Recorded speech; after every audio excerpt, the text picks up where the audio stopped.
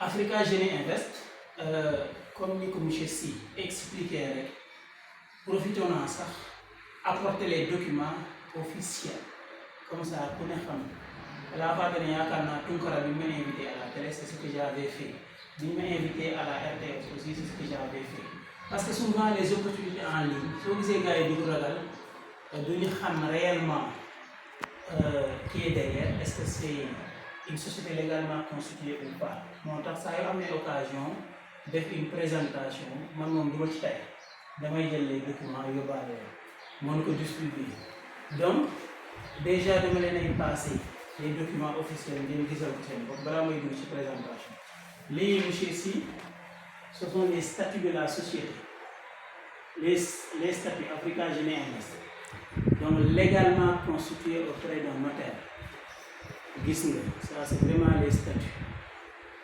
donc dinaa leen jox ñu xool madame voilà lii c'est les statuts il y a 4 papiers officiels yoo xam ne sooy constituer une société foog nga am ko surtout forme juridique ou société par action da ngay am les statuts am ce qu'on appelle le registre de commerce lii immatriculation la rek mais au niveau régional la registre de commerce moo nekk nii à part cette immatriculation bi nga xam ne c'est régional da ngay am ce qu'on appelle le NINEA le NINEA c'est toujours une immatriculation mais à l'échelle nationale numéro d'immatriculation moo nekk nii lii mooy original bi mooy NINEA bi donc dama xaw a sori de lii la ñuy tuddee le JAL JAL mooy journal d'annonce légale un état est organisé et lii nii Africa Génie Invest est en quelque sorte une personne morale comme ni nga nekk yow personne physique am say droit moom c'est une personne morale reconnue par l'État qui a des droits yoo xam ne il a des devoirs il a des droits il a des obligations moo tax su fekkee dafa juddu xam nga nit su juddoo dañ koy ngente tuddee ko et cetera tudd bi waa village bi ñoo xam ne diw am na doom su ko defee suñuy dox buy dajeeg yow dinañ xam ne doom bi yaa ngi tudd doom boo sañ fa quelque chose comme ça loolu da koy siwal suñ mayee jabar dañuy indi groupe pour siwal pour ñëpp xam ne lii dafa juddu société aussi soo ko créé dans un état légal dañ koy publier ci un journal d'annonce légale c'est comme le journal officiel sauf que le journal officiel d'un état daanaka rek tout ce qui est décret et cetera officiel dafay publier fii nii les journaux d'annonce légale ñoom ñu ngi fiy publier mooy tout ce qui est privé et cetera moo tax dañ ko fay publier su demee aussi demoon aussi bu say 99 ans par exemple épuisé te yow renouvelé ko et cetera su waree disparaître si la société doit disparaître après la liquidation et consort da ngay annoncer waat cette liquidation là au niveau du journal d'annonce légale donc état bi il est bien informé que lii créé nañ ko saa yu demee bu disparaître aussi vous êtes tenu de déclarer la disparition donc loolu moo koy permettre moom nag après mu mun la contrôler à 100% tout ce qui est taxe et cetera conformité affaire yi nga mën ko kii des fois nag ñu dans nos pays là souvent man je dis que comme on n'a pas la culture de l'investissement su fekkee dañuy investir en ligne dans un projet le plus important c'est de voir quelle est la forme juridique du projet soo demee ba xam la forme juridique léegi yow su fekkee c'est un projet boo xam ne c'est une société de personnes là il devient important de savoir quelle est la personne derrière le projet parce que c'est une société de personnes mais par contre une société de capitaux confusion bi gars yi di def mooy société de capitaux tu n'as même pas besoin de connaître la personne qui est derrière su yàlla defee nga xam ko nag c'est que mu nekkoon un ancien collègue et day gën a yomb ci yow mais société de capitaux lii moo ci am solo vérifier est-ce que c'est légal parce que yow vous avez un niveau de vérification mais l'État lui également il a un niveau de vérification comme nous sommes dans un état organisé am na niveau de vérification boo xam ne état moo koy gérer donc yow tu t'occupes d'abord est-ce que kii am na NINEA est-ce que am na registre de commerce est-ce que lii ak lii est-ce que loolu gis nga su ko c'est rempli le reste mooy analyser le projet loolu nag c'est tout un cours qui est derrière l'analyse fondamentale l'analyse technique d'un projet pour nga xam lii est-ce que c'est intéressant ça a un potentiel c'est kii yooyu xam naa après mën nañ ci revenir mais c'est vraiment pour dire la légalité le reste là ça c'est des résultats parce que monsieur Sy parlait tout à l'heure de résultats mën nga ko passe monsieur Monsieur s'est parlé tout à l'heure de résultats. Je vais revenir sur ces résultats-là. C'est des résultats qu'on a déjà eus, des acquisitions qui ont déjà été faites, etc. Voilà, en tout cas, déjà, merci pour cette première partie. Le projet Africa Jeunes Invest, comme M. Siware, c'est avant tout. Hein? C'est pas grave. D'accord. Donc, le projet Africa Jeunes Invest, comme M. s'est présenté, Africa Jeunes Invest est parti d'une idée toute simple. L'idée d'élaborer une vision continentale commune. Idée livre, c'est parti d'une idée de livre qu'on avait appelé le livre le plus cher au monde. Mais en réalité, c'était juste un concept. Un concept là. Et je vais me permettre de citer un promotionnaire, c'est un ami. Baba Dieye. Je sais vidéo, mais je me permets de le faire parce que nous tous nous sommes entre collègues, entre qui, etc. Madame on a été ensemble à la fac. Dès que disait le livre le plus cher au monde, ça ne l'a pas intéressé. Parce que, comme il n'est pas écrivain, l'homme n'est pas écrivain, on a le même titre. Voilà, bon, il n'est pas très bien la lecture, voilà, donc c'est une lecture cible, etc. Comme il le disait, mémoire beaucoup bourré, c'est inutile, etc. Donc il cible des choses. C'est très normal que, si le livre le plus cher au monde, il n'est pas écrivain, il n'est pas un très grand lecteur, on a beaucoup de lecture cible, il n'est pas intéressé. Mais c'est par la suite qu'il s'est rendu compte de l'importance du projet et de la vision du projet. Vraiment après, régulièrement, il me félicite. Régulièrement, voilà, le met encouragé sincèrement parce qu'on est de vrais amis depuis la faculté. Voilà, donc, il est du faut la tête départ. Mais en fait, ce qui était derrière, c'était quoi? Il va donc s'étendre le documentaire Bill Gates.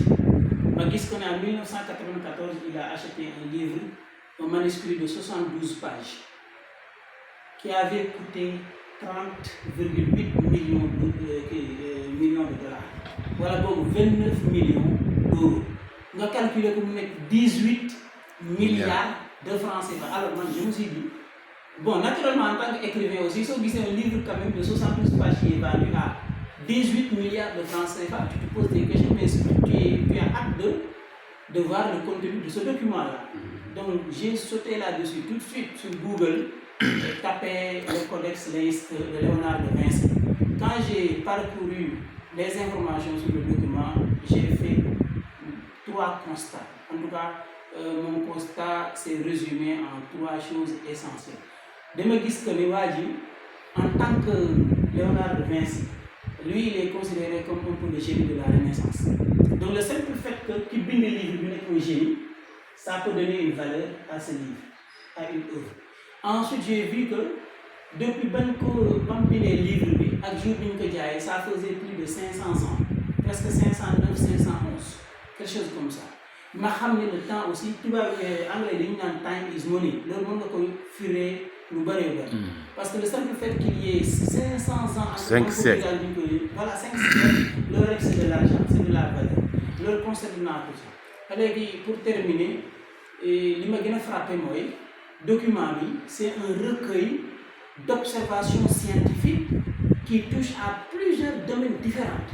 À l'époque où nous sommes qui biologistes, qui historiens, qui géographes, il a écrit un document à la limite irréprochable et là pratiquement énormément de domaines à la fois. C'est vraiment statut savant. Et c'est ce qui a surtout donné une valeur aussi à ce document-là. Là, tu constates. Donc, par la suite, j'ai eu l'inspiration effectivement de lancer le projet, le livre le plus cher au monde.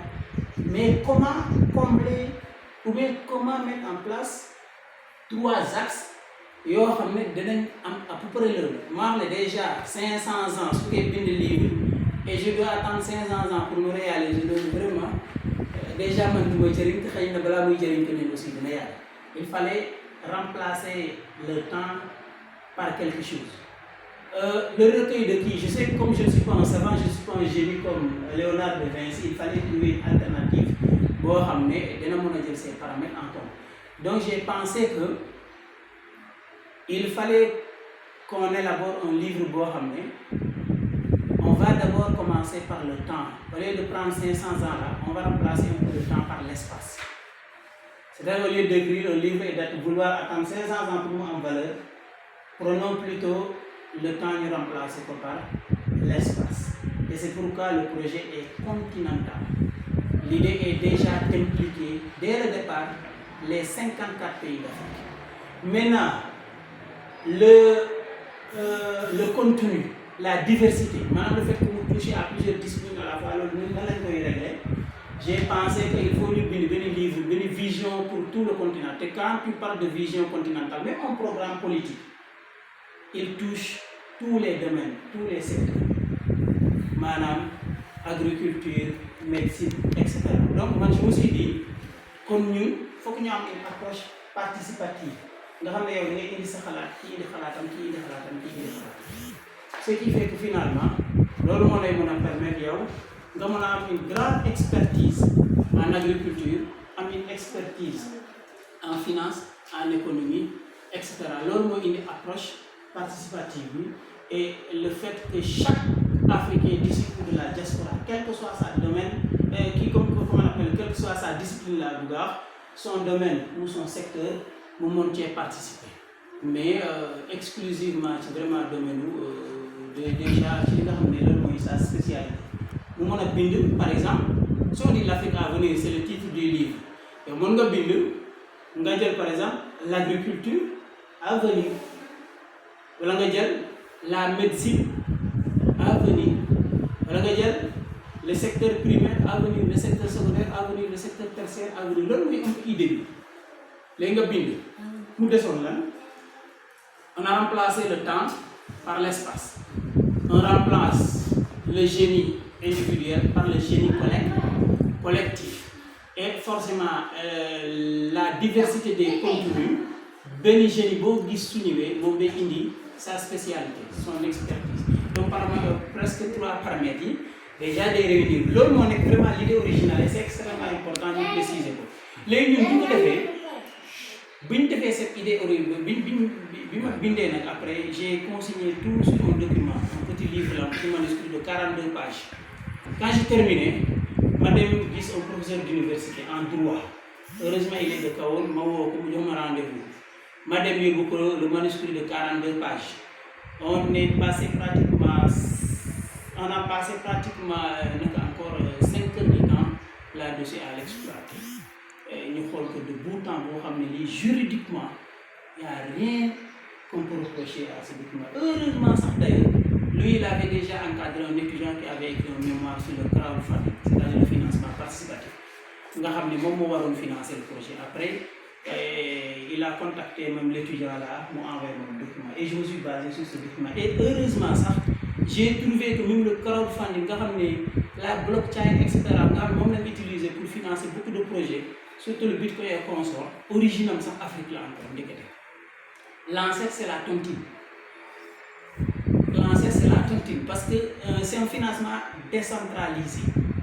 De mettre en place la blockchain, déjà simplement une action tout de Africa Nord, Tunion, ou la tout de Bitcoin, ou le plus de l'année. Et on va accéder à créer sa compte, on est directement que tu ne feras pas appel aux gens là, parce que le système est autonome. Tu peux acheter en utilisant une carte électronique pour les gens, comme dit dans ça. Donc c'est vraiment de la finance décentralisée avec un haut niveau technologique. Quand les gars, sur le projet, ils ont un livre projet en ligne. Ils ont lire ce livre projet qui c'est pertinent, c'est porteur. Ils ont besoin de ça. Et là, en réalité, genre continue. Bon, le khalis là, dem liguey, soit un fruit, soit un bénéfice, ça nous revient. Alors, nous, par la suite, on s'est dit que le projet, pour réaliser ça, il faut mettre en place un opérateur. C'est-à-dire un opérateur légal. Si l'on a une idée, créer une société qui sera légalement constituée, voir un actionnariat légal, moi, on a amené le livre pour en réalité, moi, en fait, moi, je suis supervisé en quelque sorte. Donc, l'idée générale, c'est en quelque sorte la création de Africa Génie Invest. Maintenant, à côté du projet d'écriture, c'est très simple. Soit les bind à lire Même dans l'islam, on a commencé la toute première sourate par dire quoi? Iqra. On a vraiment demandé même aux musulmans de lire. L'évangile, je ne suis pas comme plus ou moins spécialiste, mais je pense que même l'évangile, sauf pour la Genèse, premier chapitre, nous l'avons au commencement, c'était le verbe, etc. Donc, ça te renvoie toujours à la parole, à la lecture, etc. Comme de façon ça.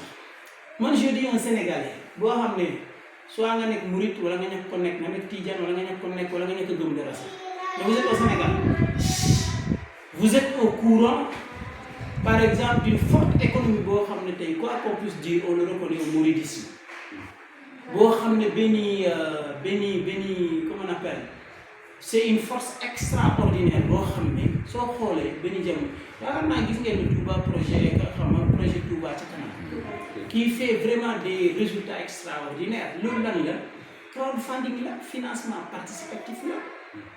Et si on regarde une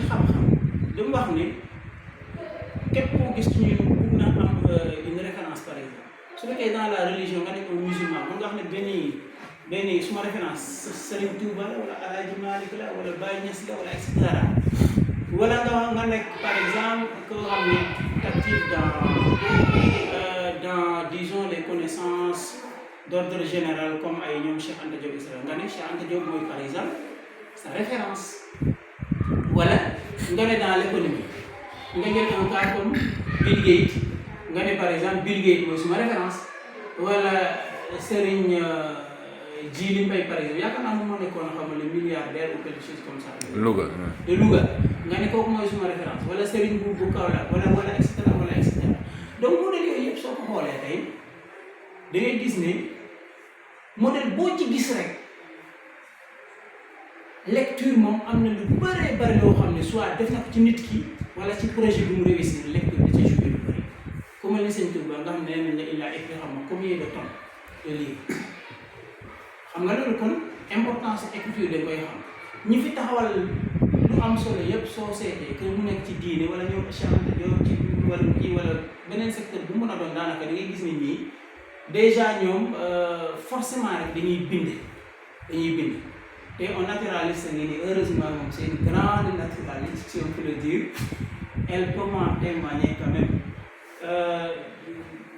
la connaissance de l'environnement en tant que xam nga suñu cinq sens moo ñuy permettre ñu xam suñu propre environnement mais soo ko jëlee de façon terre à terre rek pour nga percevoir carrément ton environnement moom ci exceller mën a détecter les problèmes mën a proposer ay solutions il faut que tu sois d'abord sensible d'abord aux modifications de l'environnement, aux excitations, aux signaux qui sont envoyés par l'environnement pour nga mën a détecter il y a quelque chose qui vient de là soit c'est un problème par exemple jékki-jékki gis benn gaz buy xeeñ nga xam ne lii peut-être que suma gaz bi bekku gaz ak gaz bi et cetera tëjuma ko bu baax nga dem régler parce que tu as détecté ensuite tu as apporté une solution donc loolu c'est valable dans tous les secteurs lii nii sax dafa nekk rek benn genre environnement physique mën na nekk aussi environnement chimique environnement biologique aussi mais à côté de ça am na environnement culturel am na environnement social am na environnement politique financier économique yooyu yëpp ay environnement la yoo xam ne pour man africain yi duñu mos a développé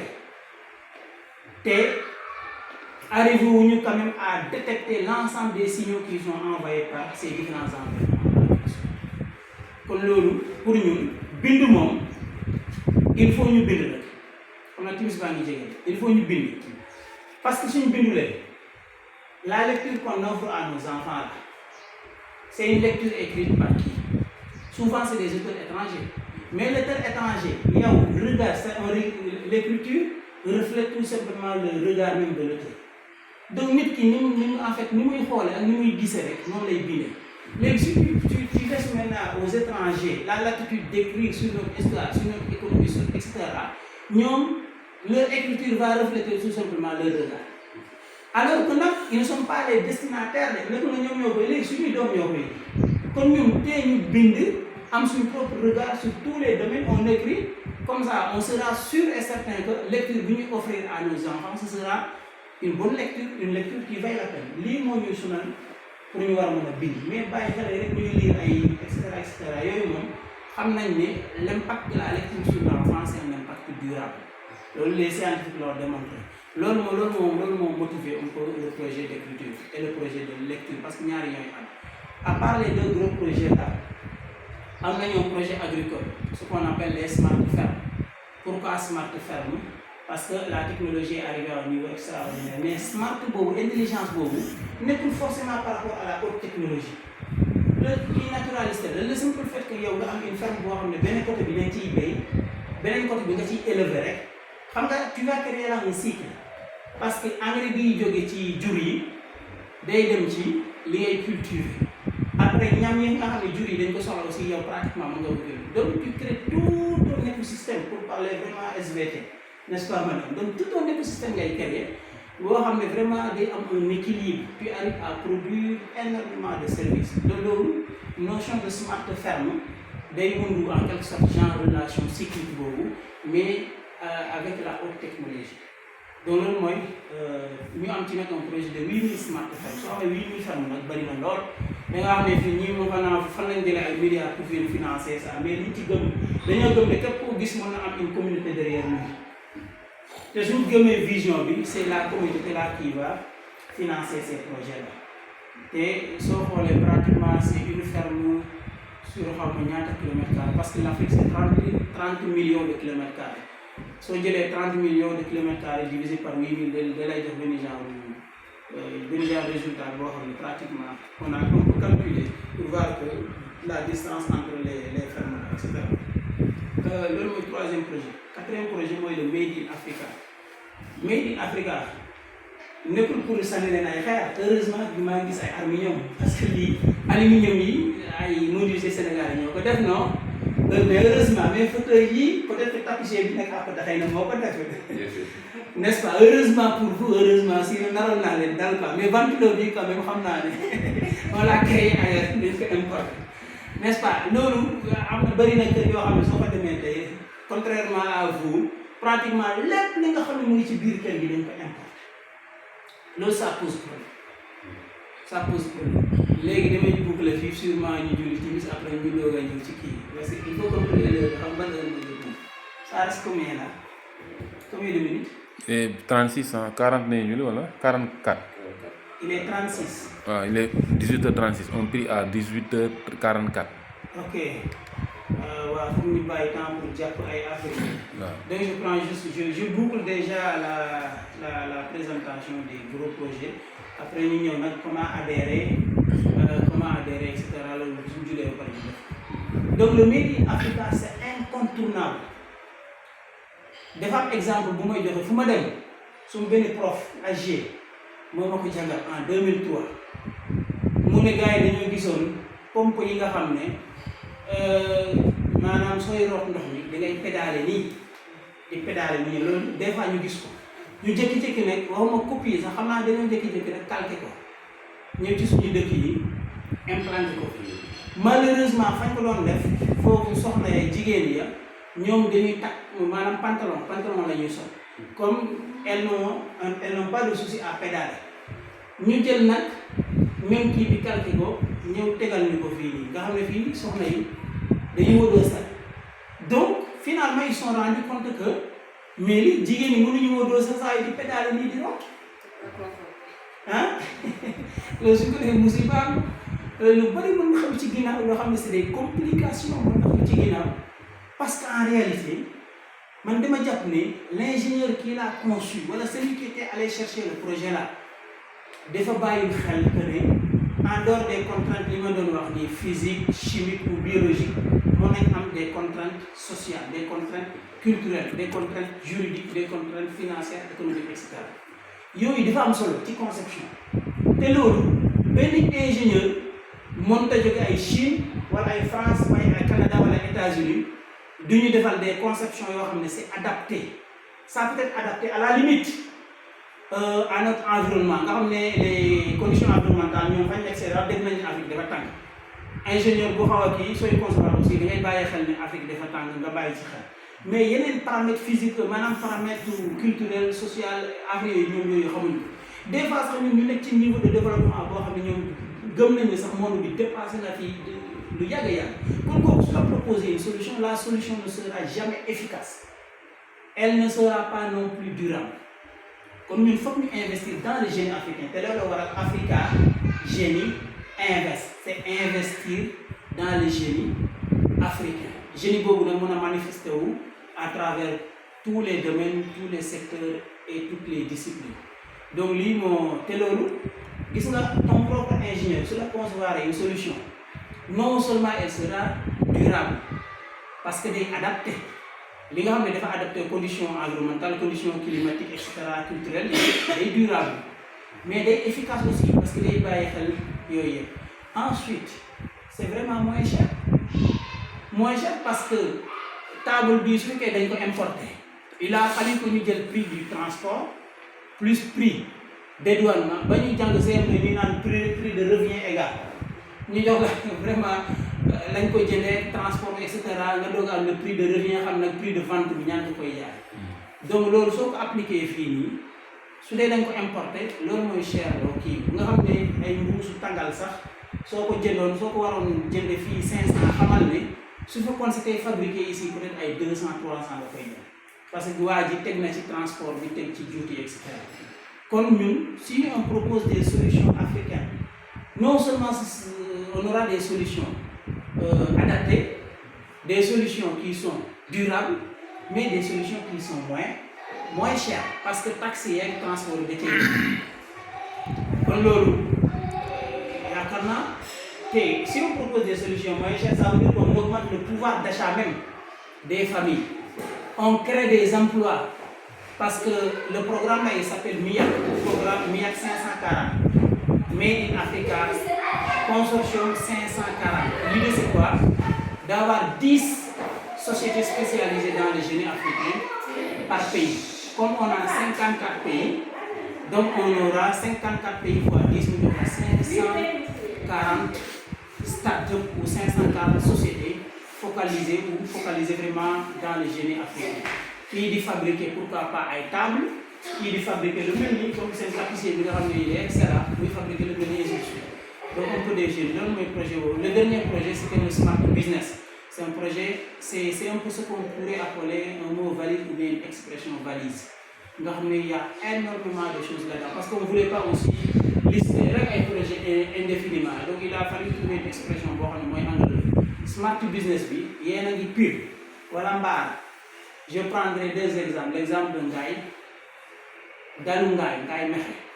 Dalu Ngaye yaakaar naa ñu bëri tey xam nañu soo demee fee dali nga fay jënd ay 5000 soo déplacé sur une distance de 100 km dañ leen jaay pratiquement ay 7500 voire 10 000. Comme ça on disait que time is money, c'est vrai, mais space is money également. L'espace c'est de l'argent. Ma profité bu wax ne képp ku bugg am xaalis fexe nga transformer le temps. Nga def ko de l'argent mais aussi l'espace def ko de l'argent wala nga combiner les deux su ko defee nga ci teg lu mot ñetti équation nga ci mën a résoudre pour vraiment c'est ce que j'allais appeler les équations de la richesse xëy na yooyu beneen domaine la. Donc loolu mooy le premier projet. Le dernier ci Smart Business bi on a le projet des Smart City boobu moom vraiment deuxième phase bi laa koy aborder, le projet des Smart City. Au moment où je vous parle on a pratiquement une assiette foncière pratiquement de 4 hectares presque.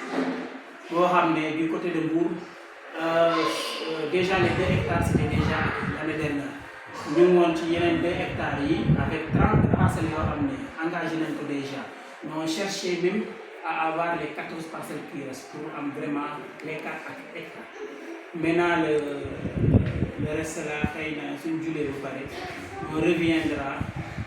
Xëy na gën a détaillé projet mais surtout pour bugg a dugg plateforme Africa Génie Invest nan nga ci il faut nga am Africa Nord nag xaalis la action ku ci bugg a xam dara nga suivre ci deuxième partie. Merci beaucoup monsieur Sy, monsieur Dieng, madame Dieng, et cetera. Merci. Voilà. Donc pour continuer rek alors pour continuer donc su ma jéemee def un récapitulatif des 5 grands projets.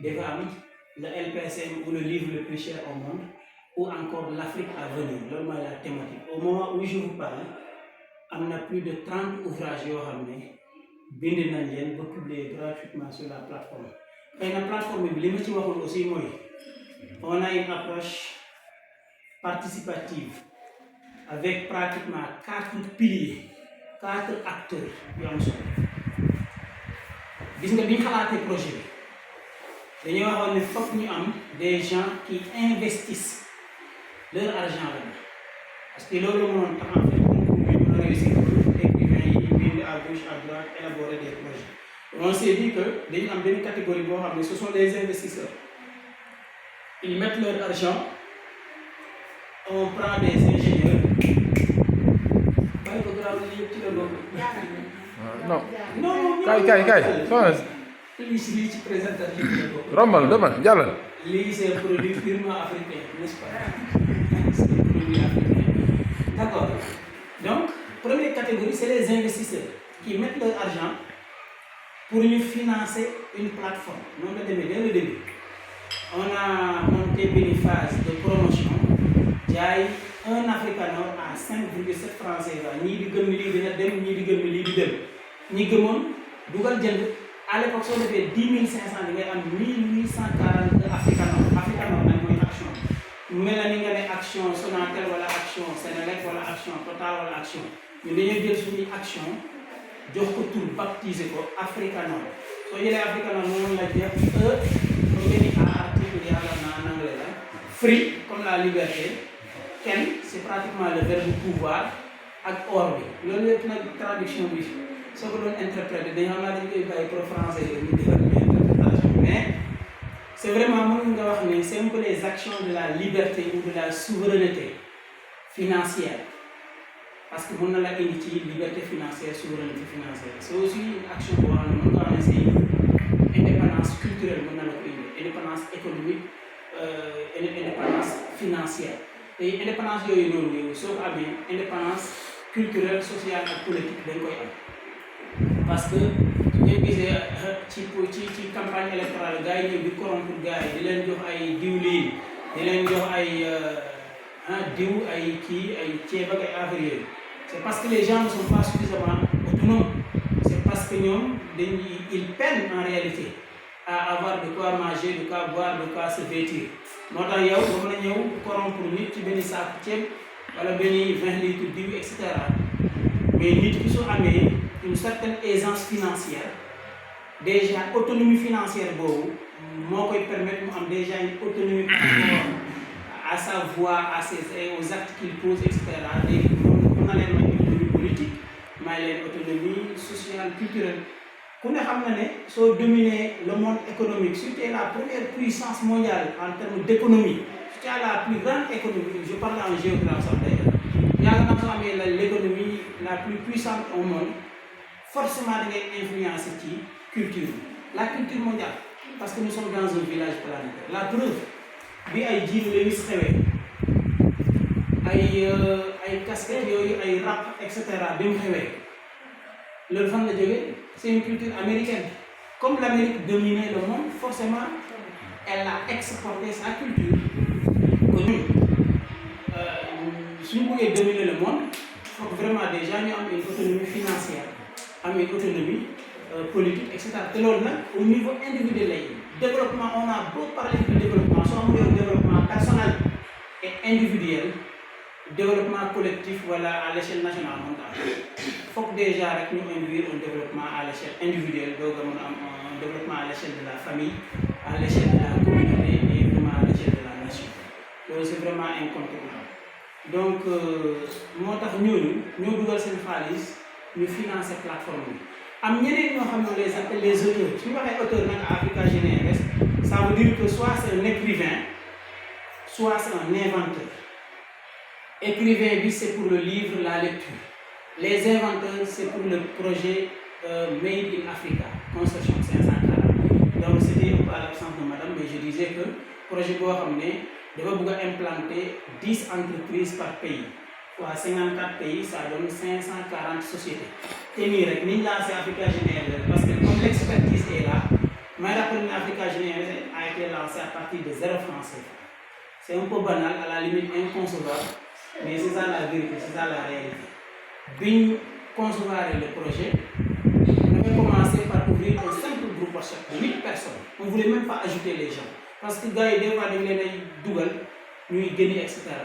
On s'est dit que c'est un peu frustrant de nous Google. On s'est réunis avec 8 personnes. Madame, etc. Ça fait 2, j'ajoute 6 amis à peu près.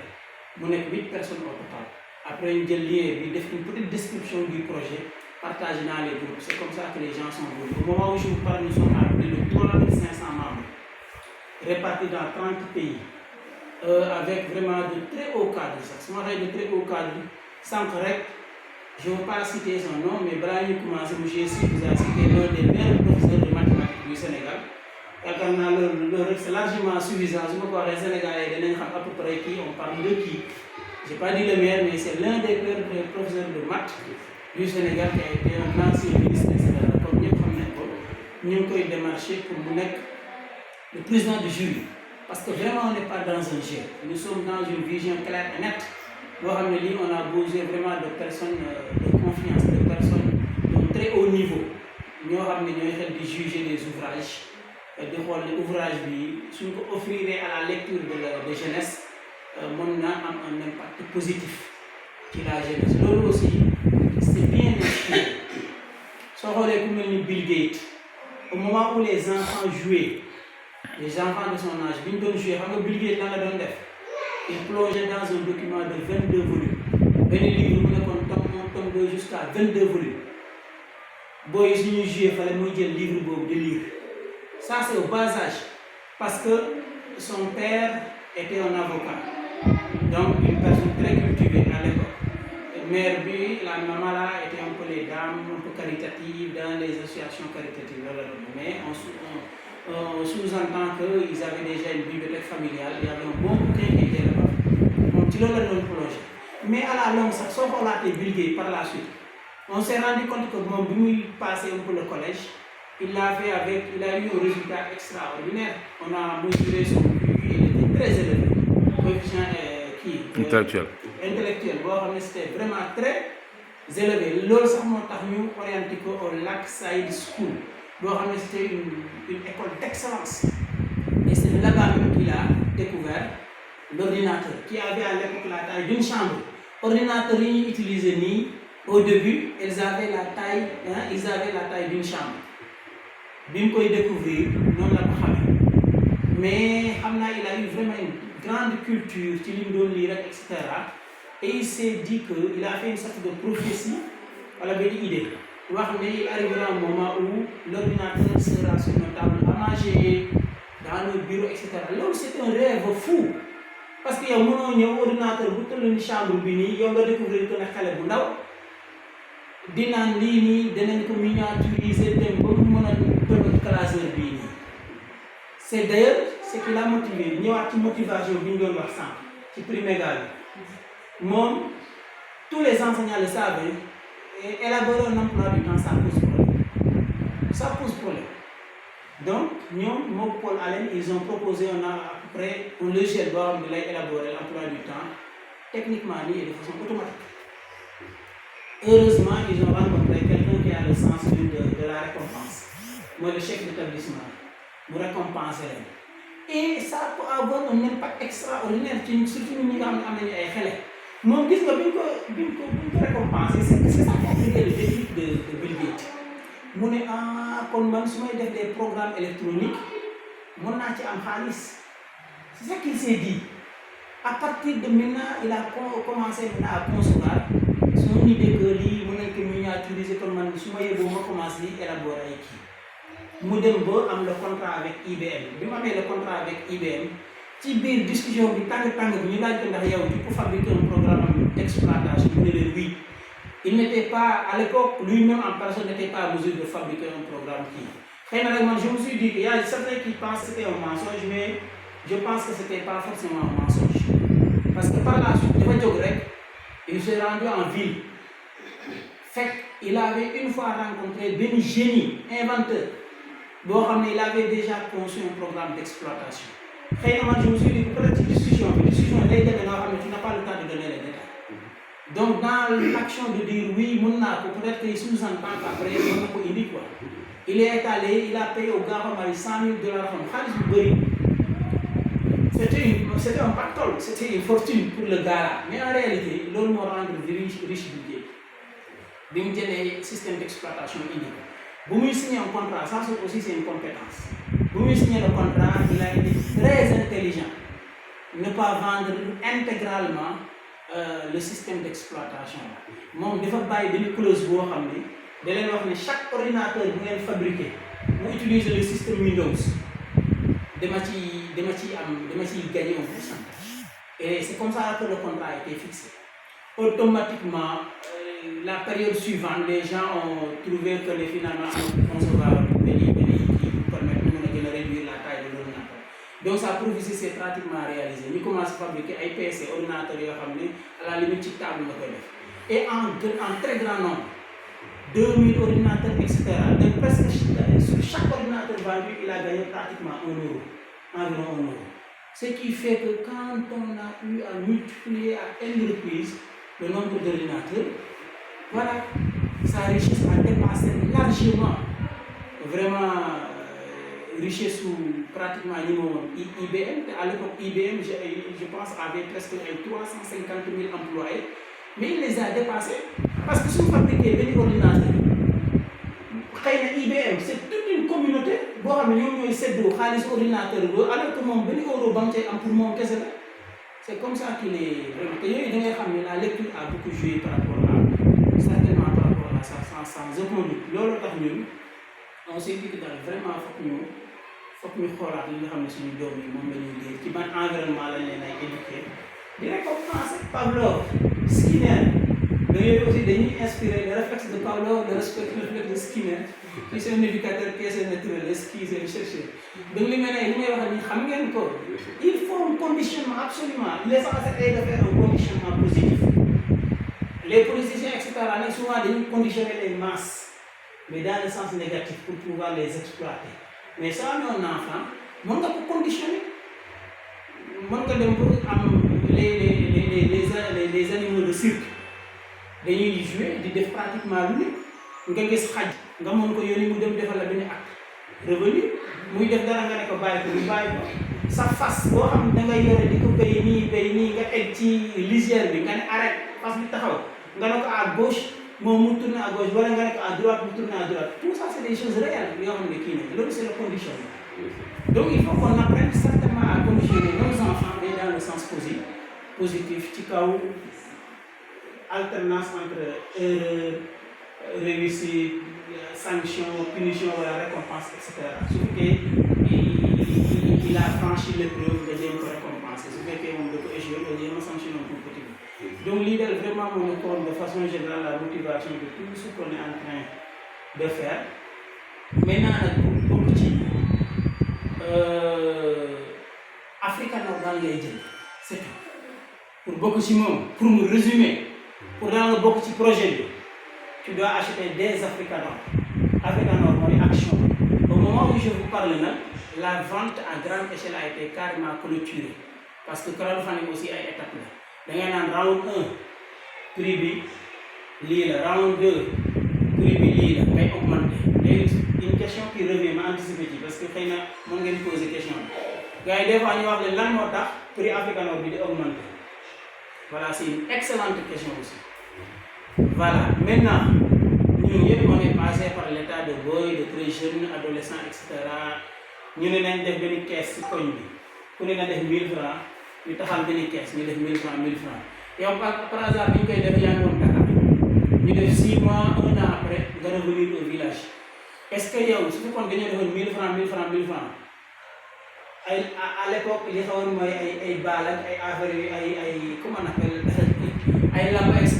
Vous organisez une activité, c'est assez commercial, vous rapportez.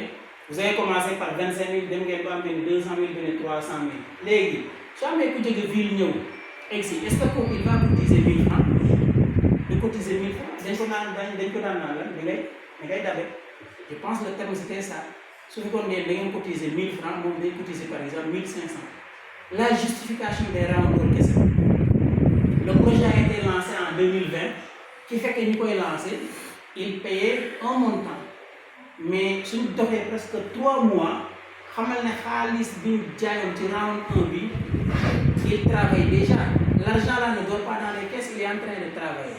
Quand il y a aussi pour de l'action, il y a fait le même montant que l'autre avait payé. Alors que même la distribution des dividendes, ce qu'on dit souvent, soit mes 10 actions, ou 10 actions, si vous distribuez les dividendes, il y en a qui su fekkee yéen ay taloo suñu leen ay fay yow soo mujjee ñëw normalement yaa war a gën a jëndee action yi lu gën a cher pour que affaire bi juste voilà mu am une certaine justice sociale looloo motiver les rounds donc round yooyu moo doon dox nag sur presque pratiquement yàggoon na de parce qu'on avait fait pratiquement 3 à 4 mois ci phase de promotion après ñu lancé le projet le 26 novembre 2020 ñu lancé ko le 16 mai 2022.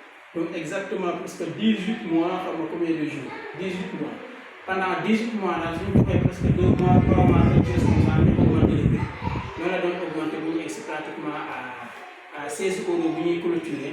Vous évaluer un peu les résultats et le bilan et tout, on a ramené le prix carrément à 30 euros. Donc instant pour gagner, 2 possibilités pour gagner l'action, voire 3.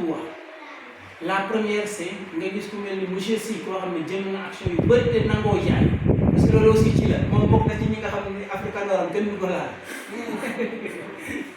kenn du ko laal parce qu'il comprend parfaitement le projet et affaire yu bëri yoo xam ne dañ koy dox moom da ciy dox kon xam na pratiquement fan lay jëm moom kon aujourd'hui au moment où je parle il y a un marché d'une table à manger plus 6 tables à manger de 6 places. Bon, non seulement je discuter avec mais lancer dans le marché, le gars est ici. Alors aussi, c'est un peu le monde du numérique, le monde de l'extérieur, en même temps accéléré. Pour l'instant, il y a la promotion, il y a des opérations, ça va rapporter de l'argent à la communauté. Alors aussi, donc, il faut que le discours soit il faut que tu acheter l'Africa North à 21 000. Voilà, donc, on va par le marché Afrex. C'est la solution la plus simple. Afrex, c'est Afrique. C'est le diminutif de Africa North. Africa North, on a pris le A-F-R-E-E. Maintenant, Afrique. Ensuite, le préfixe, le suffixe ou le préfixe, comment on va l'appeler, ex-bogu. C'est le diminutif de exchange, en anglais, échanger. Donc, pour me résumer, Afrex est une plateforme d'échange. Plateforme d'échange de quoi? De biens ou de services contre des Africains. Donc nous on a créé une vraie monnaie pour la monnaie te permet d'acheter tout un salon par exemple. La preuve, nous avons des tables à manger avec 6 places. Récemment, il y a de cela presque 15 jours, il avait investi 14 500.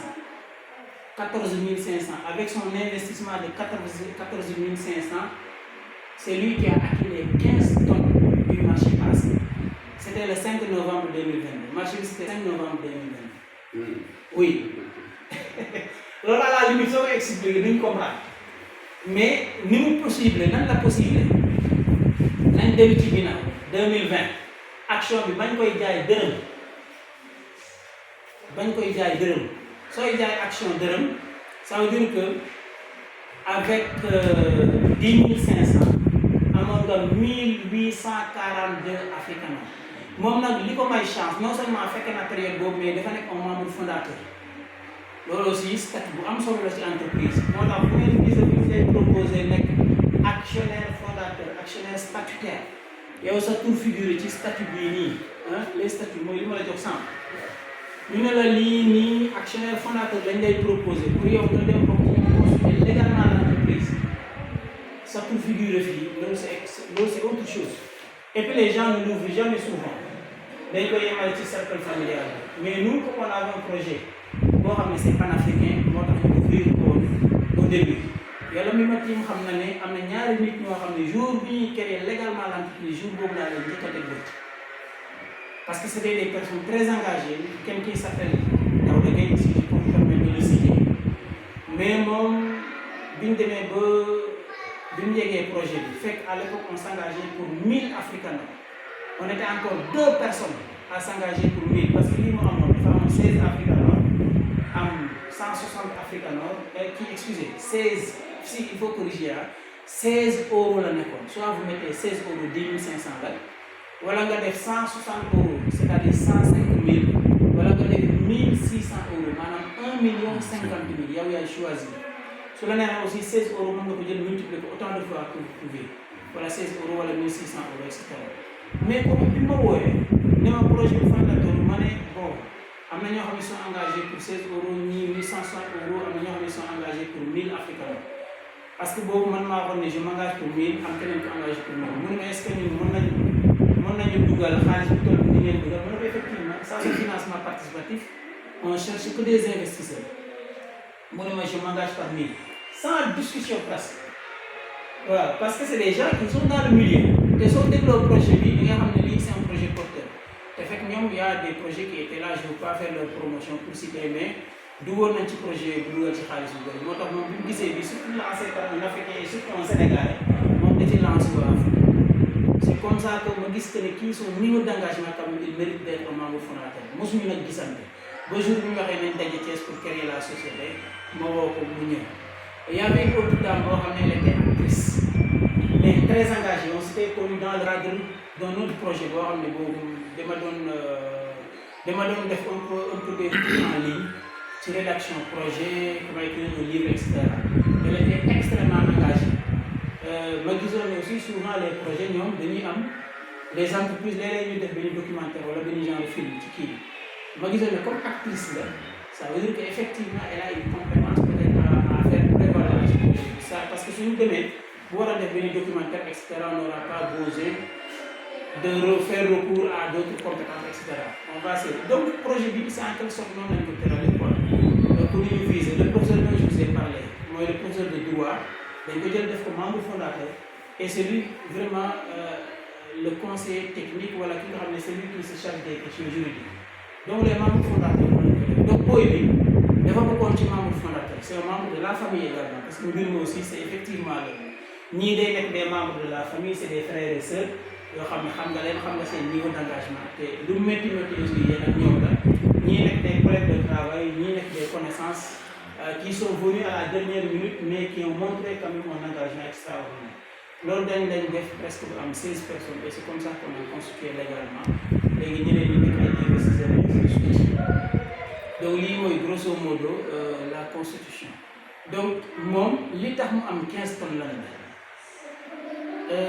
dafa bokk ci membre fondateur amoon un nombre d'Africains élevé yoo xam ne soo nekkee pratiquement membre fondateur affaire bi mu la doon dikkee presque 0,07 francs CFA boobu moom ci membre fondateur bi la gën a yomb quoi donc foofu aussi y a toute une technique derrière parce que da ngay constituer l'entreprise légalement nga ne capital social bi lii la après nga définir un nombre d'Africains maanaam un nombre de jetons boo xam ne da ngay def une règle de 3 il faut qu'il y ait une proportionnalité entre le capital social et le nombre de jetons ou le nombre de pièces bi nga xam ne moom lay émettre proportionnalité soo ko defee nag léegi képp ku dugal 10 000 francs kii di nga xam ne kii il détient tel % du capital social te looloo taxul moo am africain yu bëri yoo xam ne li ñu ko dikkee presque c'était 14 500 parce qu'il a le privilège d'être membre fondateur. Maintenant quand on a mis le marché de 15 tonnes il s'est lancé et il a mis vraiment le plein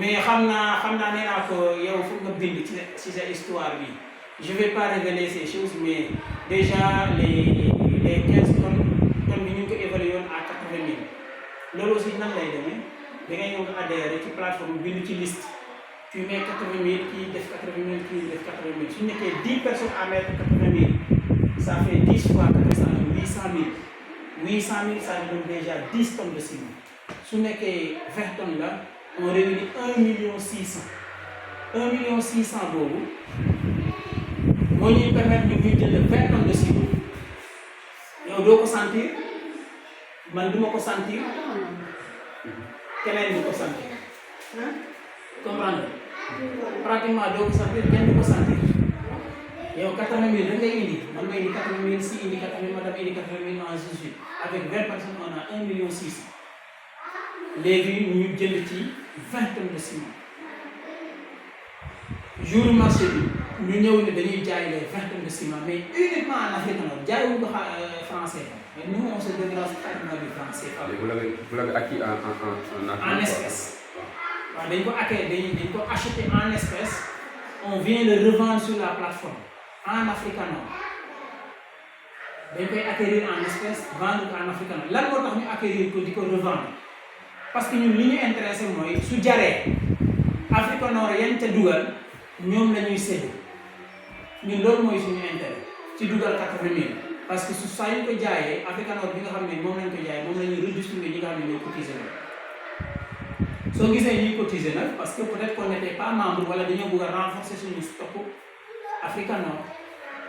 ñi cotiser pour jël ñoom qu'est-ce qu'ils obtiennent oui, qu'est-ce qu'ils obtiennent en retour? En contrepartie, ils obtiennent des africanos.